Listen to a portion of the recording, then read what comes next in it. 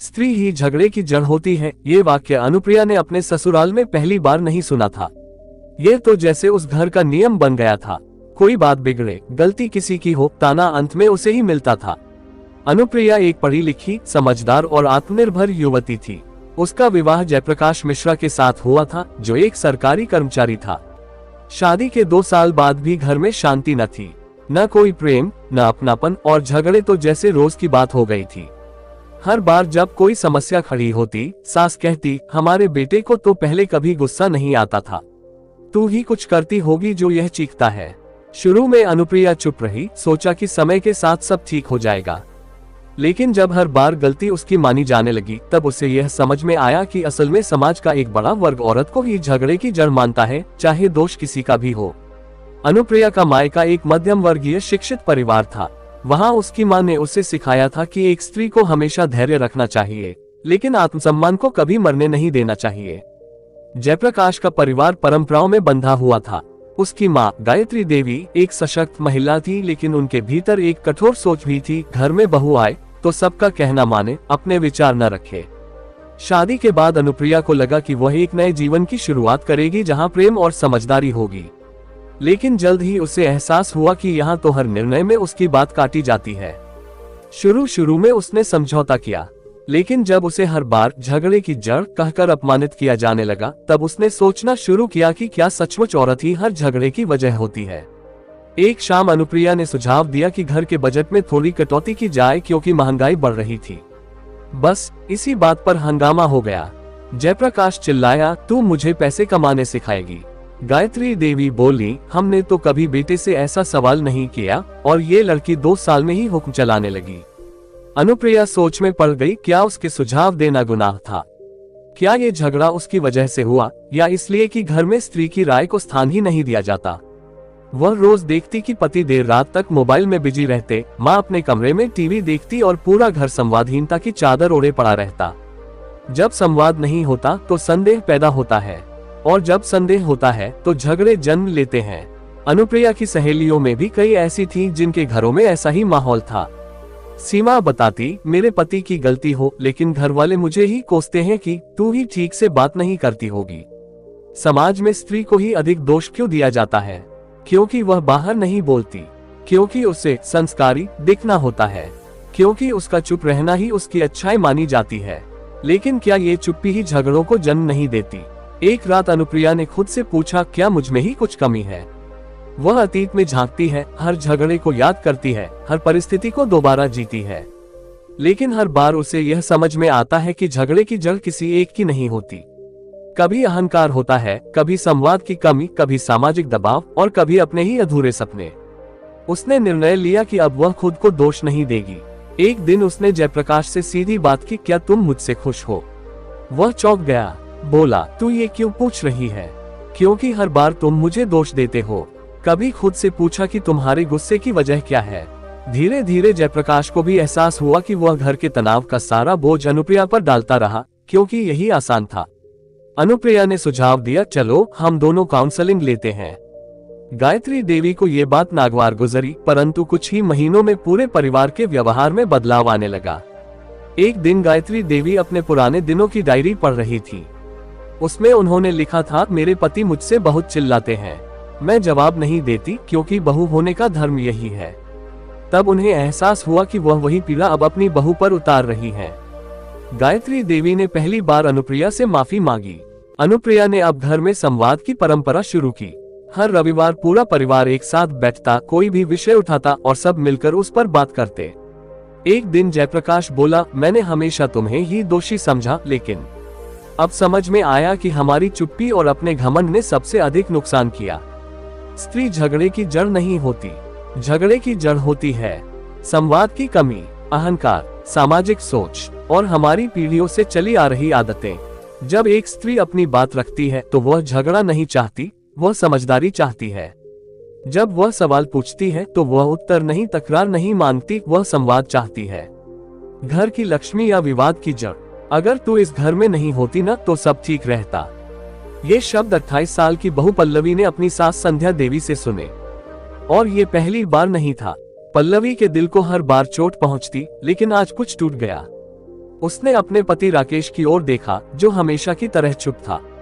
न समर्थन, न विरोध, बस चुप्पी। क्या वाकई वह घर के झगड़े की जड़ थी, या बस सबसे आसान निशाना? पल्लवी एक स्मार्ट, आत्मनिर्भर लड़की थी। विवाह के पहले तक उसकी दुनिया किताबें, करियर और परिवार तक सीमित थी। लेकिन शादी के बाद वह एक ऐसे घर में आ गई जहां उसे न तो अपने विचार रखने की आजादी थी, न अपने निर्णय लेने की। संध्या देवी हर बात में कहती, हमने तो अपनी सास के सामने सर भी नहीं उठाया, और ये लड़की तो हर बात में बोलती है।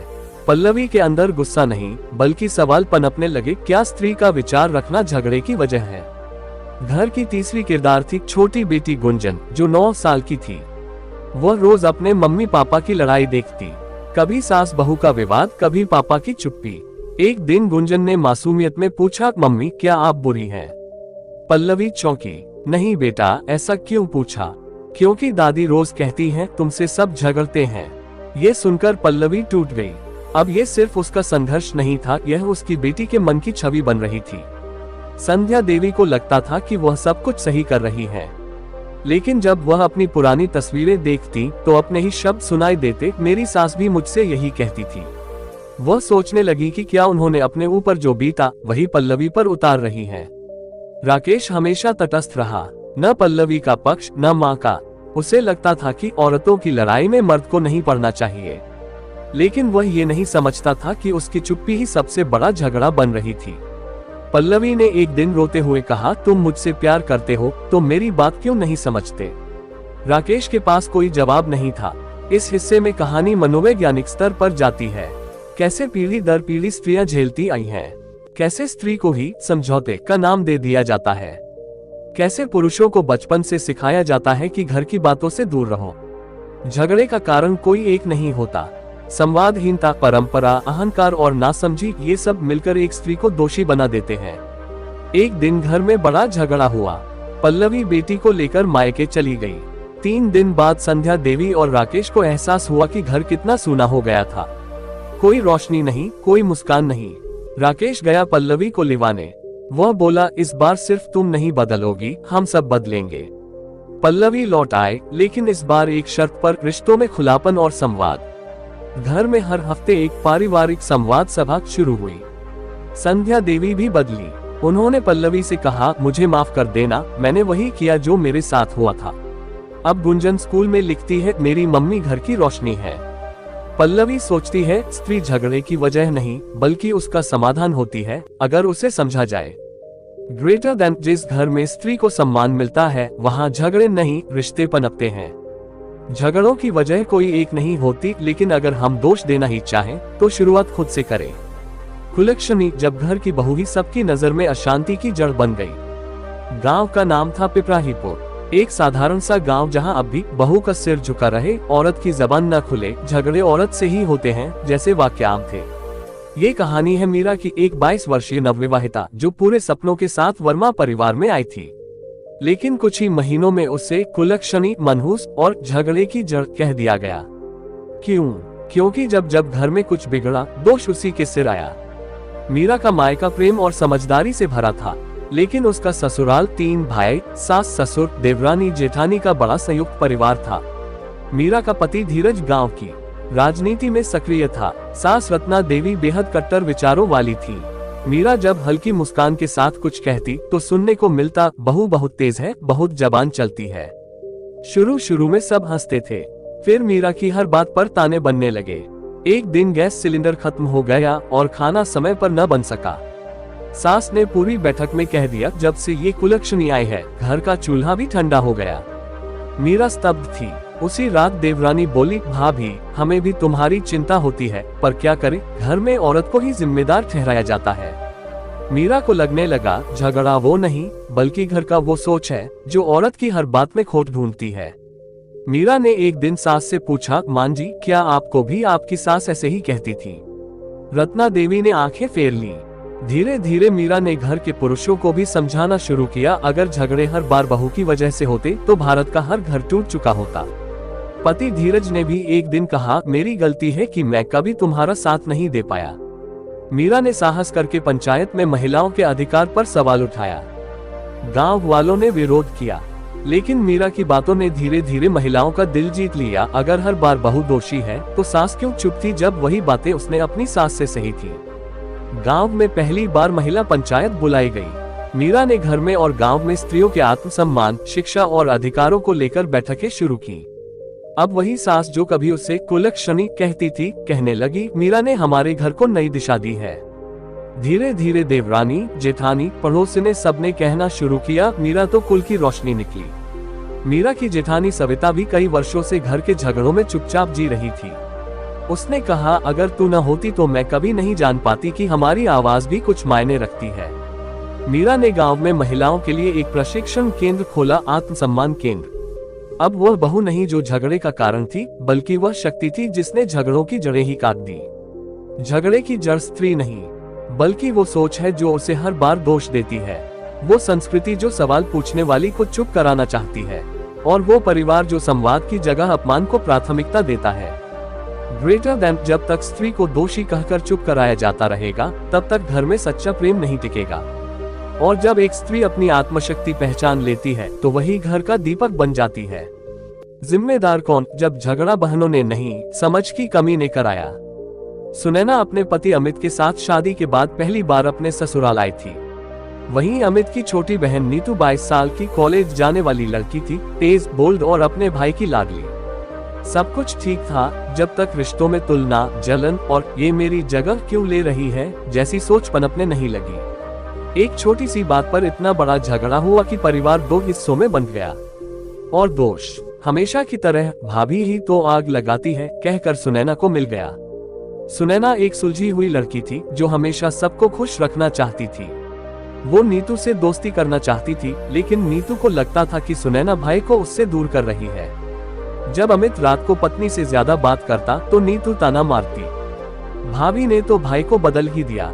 धीरे धीरे ताने, इशारे और गलतफहमियां बढ़ने लगी। नीतू ने घर में बोलना शुरू कर दिया, माँ, भाभी मेरी चीजें छेड़ती है। भाभी ने मुझसे नाश्ता नहीं पूछा। भाभी भाई से मुझे कटवाना चाहती है। अमित सब जानता था लेकिन बोला कुछ नहीं। सुनैना हर बात चुपचाप सहती रही। लेकिन जब एक दिन नीतू ने सबके सामने कह दिया, आप लोगों ने ऐसी लड़की से शादी की ही क्यों, तो सुनैना की आंखों से आंसू झलक गए। सास कविता देवी दोनों को समझाना चाहती थी, लेकिन खुद भी कश्मकश में थी। बेटी गलत बोले तो भी माँ का मन उसे ही बचाता है। कविता सोचने लगी, शायद दोनों ही सही हैं और दोनों ही नहीं। पर एक ही गलती थी, उनके बीच अमित नाम का कोई पुल नहीं था। धीरे धीरे पूरा घर दो हिस्सों में बंट गया। माँ और नीतू एक तरफ, अमित और सुनैना दूसरी तरफ। रिश्तों में खटास, भोजन में खामोशी और घर की दीवारों में तनाव भर गया। सुनैना ने खुद से पूछा, क्या मैं सच में गलत हूँ? लेकिन जब उसने पुराने मैसेज, बातें और व्यवहार याद किया, तब समझ आया कि ये झगड़ा सिर्फ उसका नहीं था। ये झगड़ा उस समाज का है जहाँ दो औरतों को एक दूसरे की प्रतियोगी बना दिया जाता है। और वह पति जो सब देख रहा है लेकिन शांत है, क्योंकि उसे लगा ये औरतों की लड़ाई है। एक दिन अमित की तबीयत बिगड़ी और दोनों महिलाएं अस्पताल पहुंची। वहीं डॉक्टर ने कहा, मानसिक तनाव इनके लिए घातक है, परिवार में शांति रखिए। उस दिन पहली बार नीतू ने भाभी का हाथ पकड़ा और कहा, मैंने आपको गलत समझा। अमित भी बोला, मैंने तुम्हें अकेला छोड़ दिया जब तुम्हें मेरी सबसे ज्यादा जरूरत थी। अब सुनैना और नीतू ने साथ मिलकर घर को संभालना शुरू किया। एक रूल बनाया गया, कोई शिकायत तो सीधी बात, कोई चुगली नहीं। धीरे धीरे दोनों ने एक दूसरे को समझा और अमित ने भी बीच में संवाद शुरू किया। रिश्ते कभी किसी एक की गलती से नहीं टूटते। झगड़ा तब होता है जब संवाद रुक जाता है और मन में गलतफहमियां घर कर जाती हैं। स्त्री को झगड़े की जड़ कहना आसान है, लेकिन असली जिम्मेदार वो लोग होते हैं जो बीच में होकर भी खामोश रहते हैं। ग्रेटर देन, जहां पुरुष चुप होता है वहां स्त्रियां नहीं लड़ती, रिश्ते मरते हैं। और जहां संवाद होता है वहां कोई बहू झगड़े की वजह नहीं बनती, वो घर की रोशनी बनती है। तू ही क्यों, जब प्रेम विवाह भी नफरत की भेंट चढ़ गया। श्रुति और करण ने कॉलेज के दिनों में एक दूसरे से प्रेम किया और सबके विरोध के बावजूद विवाह कर लिया। करण का परिवार इस विवाह से खुश नहीं था। माँ को लगता था कि पढ़ी लिखी स्मार्ट बहू घर बिगाड़ देगी। शादी के 2 साल बाद ही घर में रोज झगड़े होने लगे। हर बार माँ कहती, जब से ये लड़की आई है मेरे बेटे की बातें बदल गई हैं। घर में चैन नहीं रहा। और करण शुरुआत में समर्थन किया पर धीरे धीरे चुप हो गया। झगड़े होते रहे और दोषी बनी सिर्फ श्रुति। श्रुति ने सबको खुश करने की कोशिश की। माँ का आदर किया, घर के काम सीखे, पर सब व्यर्थ। माँ कहती, हमारे जमाने में बहुएं मुंह नहीं खोलती थीं और ये तो हर बात में तर्क करती है। श्रुति ने करण से कहा, क्या मैं बुरी हूँ? करण बोला, नहीं, पर माँ को भी समझो ना। धीरे धीरे करण बीच का रास्ता पकड़ने लगा, जहाँ न माँ नाराज हो न पत्नी। पर असल में वह एक औरत को बचाने के लिए दूसरी को जला रहा था। हर छोटे बड़े निर्णय में बहस। क्या पहनना है? बहू के कपड़े ठीक नहीं। कौन से मेहमान आएंगे? बहू की सहेलियों को पसंद नहीं किया गया। खर्चा कैसे हो? बहू के घर वाले टोकते हैं। श्रुति ने जब सवाल पूछे तो कहा गया, बहुत मुंह चलाती है। जब चुप रही तो कहा गया, घमंडी है, बात नहीं करती। श्रुति दिन रात सोचती, क्या मेरा जन्म ही झगड़ों के लिए हुआ? वो एक दिन अपने मायके गई और माँ से पूछा, माँ, क्या प्यार से किया गया विवाह गलती होता है? माँ ने कहा, बेटी, विवाह प्यार से नहीं, समझदारी से निभाया जाता है। लेकिन जहाँ दोष सिर्फ स्त्री को दिया जाए, वहाँ न्याय नहीं होता। करण अपनी माँ के सामने कुछ और, पत्नी के सामने कुछ और बन गया था।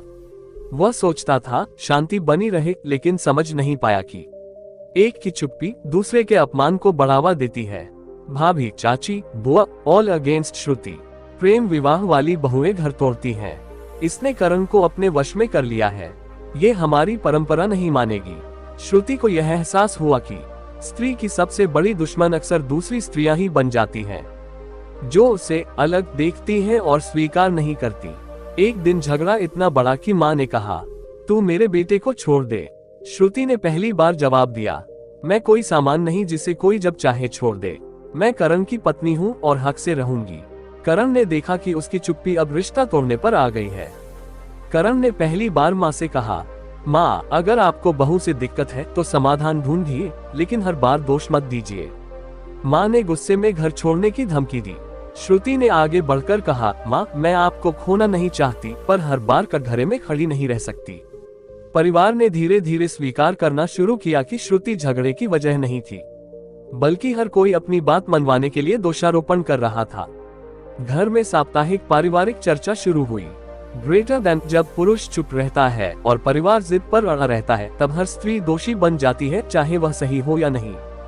ग्रेटर देन, प्रेम विवाह हो या अरेंज, अगर रिश्तों में समझ, संवाद और सम्मान नहीं है तो झगड़े जन्म लेंगे और निशाना सबसे आसान शिकार बनेगा, स्त्री।